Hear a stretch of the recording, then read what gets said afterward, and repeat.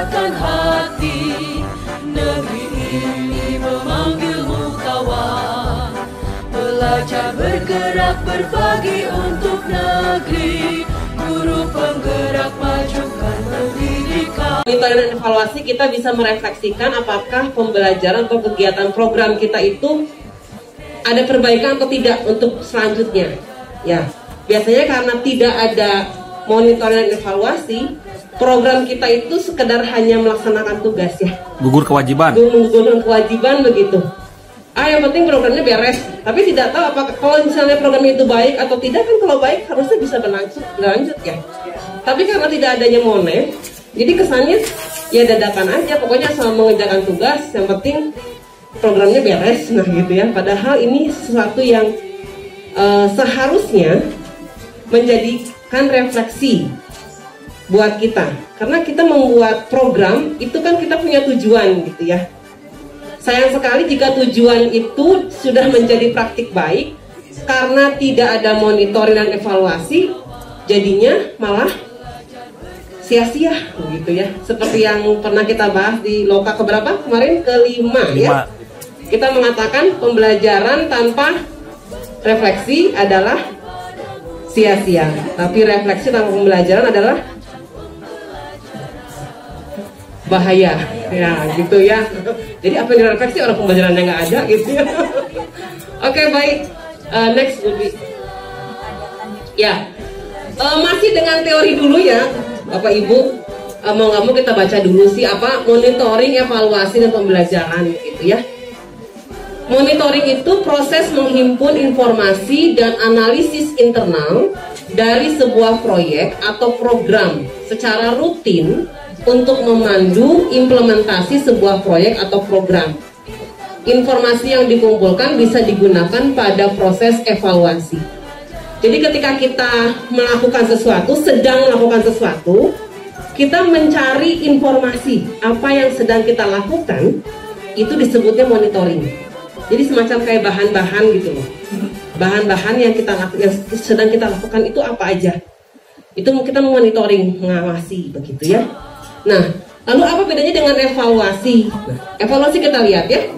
Sebuah penilaian secara periodik pada satu proyek atau program yang sedang atau sudah berlangsung. Biasanya, kegiatan evaluasi melibatkan penilai luar yang independen. Jadi, evaluasi itu memeriksa. Ya, jadi terkadang kita apa sih monitoring diperiksa, padahal monitoring itu bukan memeriksa. Apa yang sedang kita lakukan kita lihat, dicari, diteliti, dilihat ya. Setelah itu, setelah dilakukan, baru dievaluasi, dinilai, diperiksa begitu. Jadi bahan monitoring itu untuk bahan dievaluasi begitu ya. Nah, berikutnya pembelajaran. Proses refleksi terhadap jalannya program untuk meningkatkan efektivitas program dalam mencapai tujuannya. Pembelajaran yang didapat digunakan sebagai rekomendasi perbaikan untuk pelaksanaan program selanjutnya. Jadi, pembelajaran itu adalah refleksi. Apa yang sedang atau apa yang sudah kita lakukan. Ya, apa yang sudah kita lakukan. Apa pencapaiannya? Adakah kesulitan ketika melakukan? Begitu ya. Kemudian apa sih yang perlu ditingkatkan dari yang sudah kita lakukan? Nah, keempat pertanyaan yang terkait dengan pembelajaran itu akan menjadi perbaikan untuk program selanjutnya berikutnya. Jadi hampir mirip-mirip ya Bapak Ibu ya nggak? Kadang-kadang saya sendiri juga suka masih bingung nih. Tapi saya berusaha untuk melakukannya dalam arti gini. Ketika sedang monitoring, ketika sudah evaluasi, lalu ketika sudah melakukan semuanya, apa yang saya rasakan? Nah, itu kayak gitu aja, seperti itu. Jadi kalau dalam pembelajaran ya, kayak monitoring itu bikin RPP, lalu ngajar. Lalu evaluasi itu assessmentnya. Lalu pembelajaran itu refleksi kita dari pembelajaran yang sudah kita lakukan. Nah kayak gitu. Kalau simpelnya dari kita kaitkan dengan kita tugas itu sebagai seorang guru begitu. Jadi RPP dengan pelaksanaan itu dimonitoring, lalu dievaluasi, direfleksikan. Begitu ya. Next Bu Dwi. Nah, prinsip monitoring dan evaluasi itu di sini ada 4 ya. Relevan. Apa artinya? Mungkin ada yang gimana? Sesuai, relevan ya, sesuai. Sesuainya dengan apa ya? Sesuai dengan apa yang tujuan kita apa yang ingin kita lihat gitu ya, apa yang ingin kita lakukan gitu ya. Berguna. Ya, ini yang kaitannya dengan apa coba kalau berguna? berdampak ya, kepada dampak, murid. Ya, itu. Lalu sesuai dengan apa yang ditetapkan. Maksudnya apa? Terjadwal, ya. Kredibel. Dapat dipertanggungjawabkan. Begitu ya. Enggak. Kemudian, tahapan menyusun kerangka monet. Tahapannya gimana kalau kita mau membuat monitoring dan evaluasi, begitu ya? 1. Membuat pertanyaan kunci evaluasi. 2. Menentukan fokus monitoring. Apa yang mau kita periksa agar nanti bisa dievaluasi, gitu ya. 3. Merencanakan metode penggalian data. Cara monitoringnya gimana ya? Kalau kita ingin ingin melakukan sesuatu, lalu kita monitoring, lalu metodenya gimana caranya? Apakah dengan checklist? Apakah dengan tanya jawab? Apakah dengan survei? Apakah dengan kuesioner? Apakah dengan rekaman? Nah, itu banyak caranya ya, metodenya. Kemudian menyusun strategi pengolahan data. Bagaimana kita cara mengolahnya data tersebut agar nanti ketika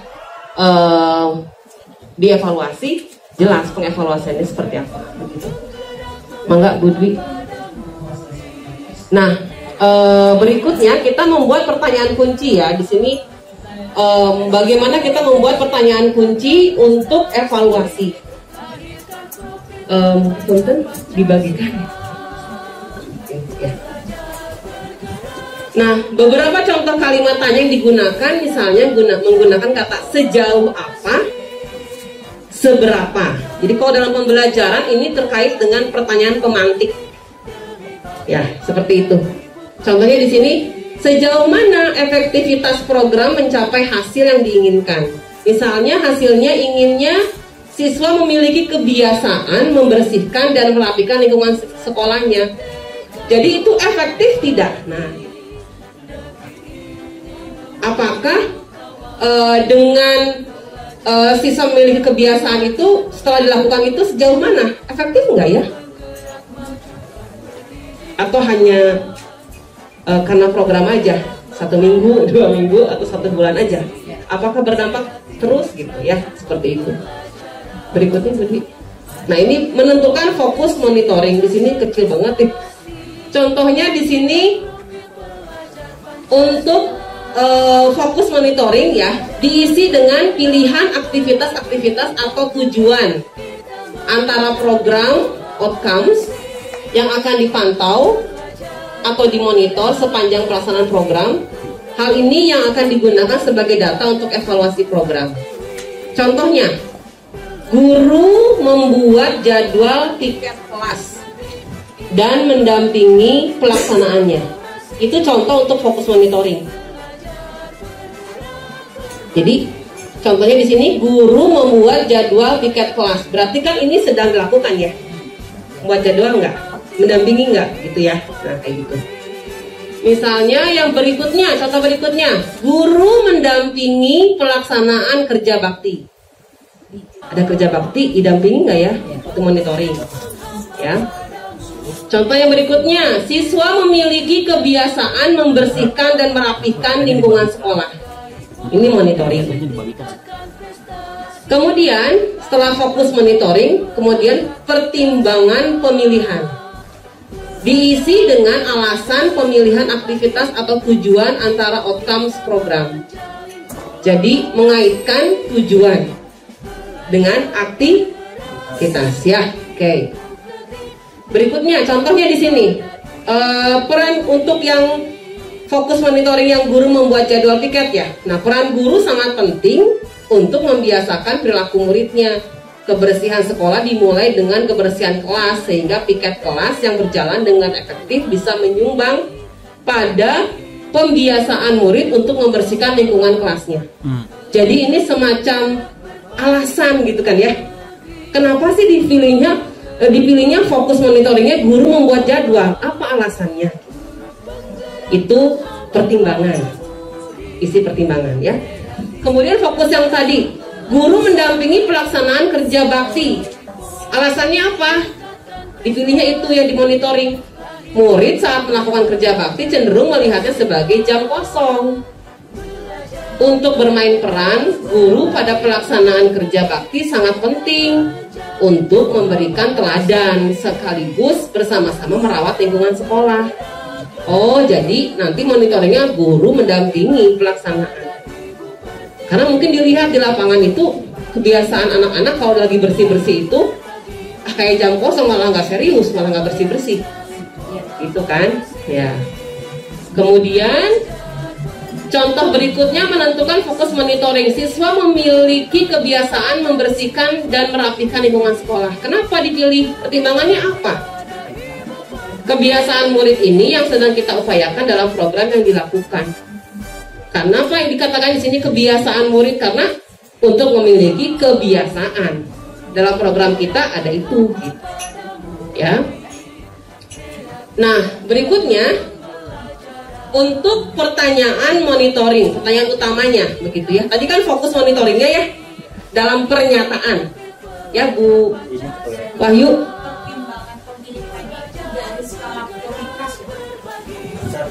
Dari skala prioritas. Ibu menentukan fokus dulu kan? Iya, dari skala prioritas. Kenapa dipilih fokus yang itu? Biasanya dilihat dari kebiasaan yang masih belum meningkat. Masalah. Ada masalah ini, oh fokusnya ke sini karena apa? Alasannya ini gitu. Ya.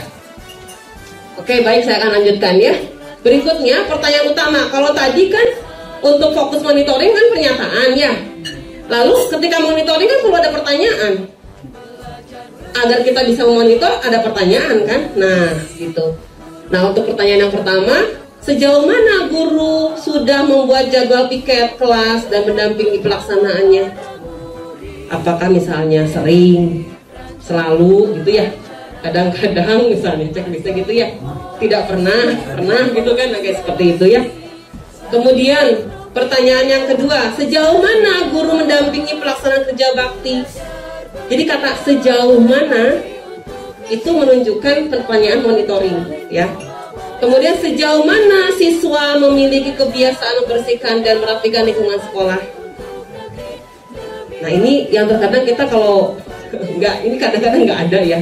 Padahal ini penting begitu ya. Oke, baik. Iya, karena bisa diukur gitu kan. Iya, betul. Sejauh mana? Itu. Nah itu. Tapi kan udah di itu ya, dari ralat ya. Tambah pusing sekarang deskripsinya. Oke, baik. Next. Nah, tadi sudah merencanakan fokus monitoring ya. Sekarang merencanakan metode penggalian data. Oke. Pertanyaan monitoringnya diisi dengan pertanyaan utama monitoring. Tadi kan pertanyaan monitoringnya apa? Tadi kan sudah menentukan fokus ya, pertanyaan monitoring. Sekarang metodenya gimana gitu ya. Sejauh mana ini?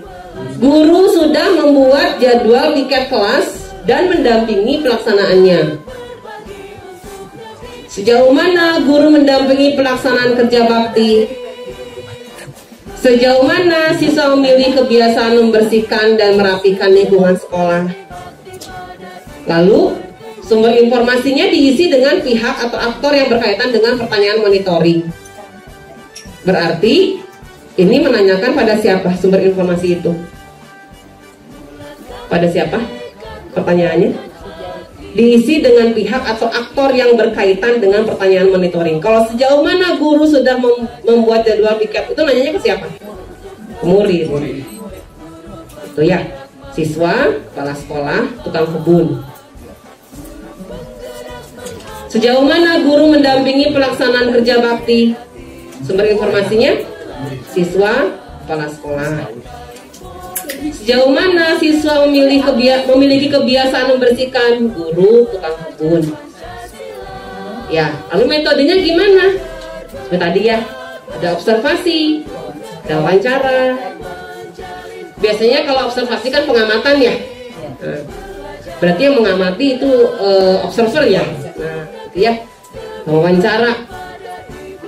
Dipilih ini ada kemungkinan untuk menggali data lebih dalam. Begitu ya. Oke. Kapan atau bagaimana? Diisi dengan waktu penggalian informasi.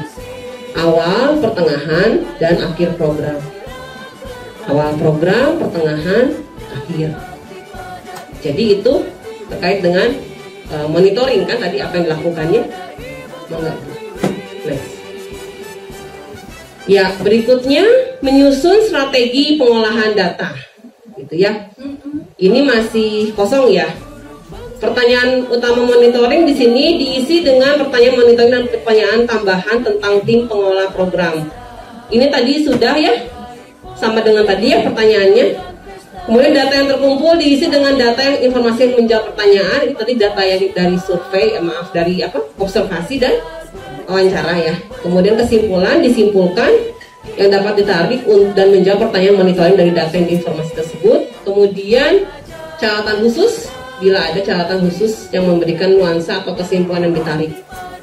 Catat di kolom ini. Nah, ini membutuhkan monitoring yang sangat detail untuk yang terakhir. Kalau monitoringnya hanya sekilas-sekilas, sedihnya nggak muncul tuh. Nggak usah ngajar. Bukan nggak usah ngajar Pak. Ini kan untuk monitoring program Bapak. Iya. Maksudnya kita jadi riuh lagi dengan administrasi. Selama ini juga ribuh kan Pak sebenarnya. Mengajar juga udah sampai refleksi kan, itu juga ada ribuh kan, bikin RPP, bikin ini kan juga ribuh. Kan awalnya kan ada satu lembar kan. Nah, sekarang kan udah tidak berlaku. Iya, jadinya modul. Modul aja. Akhirnya administrasi lagi ya Pak ya. Enggak, lebih next. Ya. Nah, ini yang pembelajaran terkait dengan tadi refleksi ya, faktor pendukung pelaksanaan program diisi dengan hal-hal yang mendukung keberhasilan. Faktor penghambat diisi dengan hal-hal yang menghambat pencapaian program. Pembelajaran diisi dengan hasil refleksi dan temuan-temuan signifikan selama pelaksanaan program. Berikutnya Bu. Iya, sekarang menyusun. Sudah punya ya kertasnya masing-masing? Ya, kaitkan dengan program tadi yang Bapak Ibu rencanakan, silakan dibuatkan monitoringnya ya, dan evaluasinya. Setiap kelompok akan membuat kerangka monef dengan melihat rencana program yang sebelumnya. 1. Apa yang dibuat? Membuat pertanyaan kunci evaluasi. 1 saja. 2. Menentukan fokus monitoring. 2. Fokus. 3. Merencanakan metode penggalian data. Dijabarkan dari 2 pertanyaan monitoring. Berarti harus buat dulu pertanyaan kunci agar bisa membuat metode penggalian data. Begitu. Tadi pertanyaan kuncinya seperti apa, Bapak Ibu? Sejauh apa, seberapa efektif, gitu, seberapa ya, gitu ya. Oke, mangga.